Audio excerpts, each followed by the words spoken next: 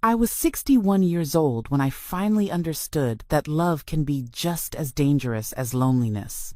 5 years earlier, if someone had told me that remarrying would almost cost me everything I spent my entire adult life building, I would have smiled politely and changed the subject. I was not a foolish woman. I was not naive. I was not desperate, or at least that is what I told myself. My name is Evelyn Carter, and this is my true story from Memphis. I did not inherit anything. No land, no business, no safety net. When I was 32, I was a newly divorced single mother with a 10-year-old son, a used pickup truck, and a small rented office near the Mississippi River. I worked in food distribution back then, coordinating deliveries between local farms and grocery suppliers. It was an industry run almost entirely by men who believed women belonged in accounting or customer service, not logistics and operations. They underestimated me. That mistake paid for my future. I started small.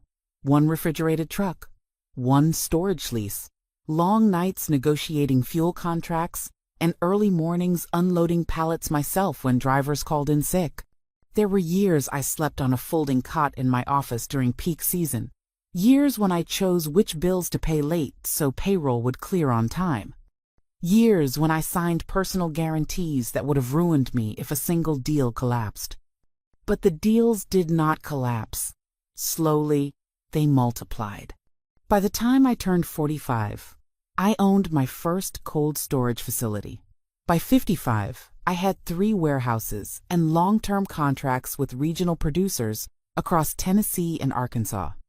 My company was not flashy, but it was essential. Food moved because my systems worked. People trusted me because I never failed to deliver. By 60, my business was stable. Debt was manageable, and my assets were substantial. I was not a billionaire. I was something better, secure, independent, proud, and alone. My son had grown, moved out of state, and built a life of his own. My days were full, but my evenings were quiet. Too quiet. I would sit on my back porch in Midtown Memphis, listening to the cicadas hum in the summer heat, wondering when my life had narrowed to spreadsheets and silence. I told myself I was content. I told myself companionship was optional.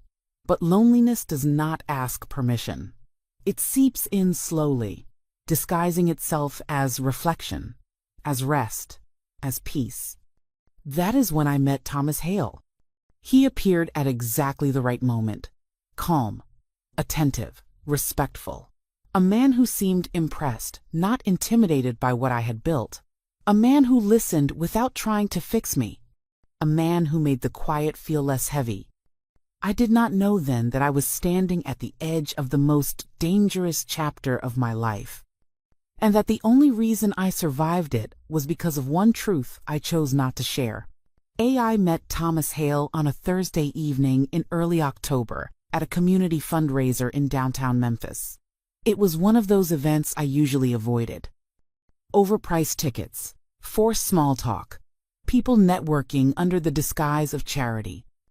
I had only gone because one of my longtime vendors was being honored for donating refrigerated storage to local food banks, and he insisted I attend. Thomas was standing near the back of the room, not holding a drink, not trying to be seen. He had that quiet confidence that comes from a lifetime of knowing how systems work.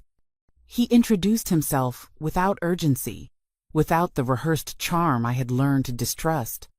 "I'm Thomas," he said. "I used to help companies stay out of trouble." I laughed. That sounds exhausting. He smiled in a way that felt genuine. It was. That's why I retired. We spent most of the evening talking about ordinary things. The river, Memphis traffic, the way the city always felt like it was reinventing itself. He did not ask about my company until I mentioned it first. When I did, he listened carefully, asked thoughtful questions, never once implying he knew better. That should have been my first warning. Men who understand power rarely reveal how well they understand it. Thomas was 66, widowed, and lived alone in a modest house east of the city. He spoke about his late wife with restraint, never using grief as currency. He told me he had spent his career as a compliance consultant, helping corporations navigate regulations and internal controls. It sounded dry, but his eyes lit up when he talked about problem solving. I recognized that look. It was the same one I got when a complex logistics plan finally clicked. Our first coffee turned into dinner. Dinner turned into weekends together. He never rushed me, never pressured me. When I canceled plans because a freezer unit failed or a shipment went missing, he didn't complain. He asked how he could help. I noticed the small things. He remembered my son's name. He brought books he thought I would like, not expensive gifts. He never commented on my home or my lifestyle in a way that felt evaluative. Compared to the men I had dated briefly over the years, Thomas felt safe, predictable, mature. When he told me about his children, it was with pride, but also distance. 2 daughters and a son, all grown, all living nearby. Successful, he said. Independent. Close as families go. I did not meet them right away, and at the time, I appreciated that boundary. 3 months in, he asked me why I had never remarried. I told him the truth. I had built something that required all of me. I did not have room for distraction. He nodded as if that answer made perfect sense. I understand, he said. I lost my wife, but before that, I lost myself trying to be everything for everyone. That line stayed with me. It felt honest. When he proposed the idea of marriage, it was quiet, no grand gesture, no audience, just the 2 of us sitting on my porch, the air heavy with summer heat. I don't need anything from you, he said. I just want to build something together, whatever that looks like. I believed him. Looking back now, I understand how carefully he chose his words, how nothing he said was technically untrue, and how much he left unsaid. Because while I was falling in love with the idea of companionship, Thomas was learning the shape of my life, and he was doing it very, very patiently. When Thomas and I began talking seriously about marriage, I did what I had trained myself to do in every major decision of my adult life. I slowed everything down. Love has a way of demanding speed. Business never does. The first call I made was not to my son or my friends. It was to my attorney, Grace Whitman, a woman who had guided me through acquisitions, lawsuits, and more than one near disaster. She had seen me at my most exhausted and my most decisive. If she hesitated, I paid attention. Evelyn, she said after listening quietly, I'm not saying don't get married. I am saying protect what you built.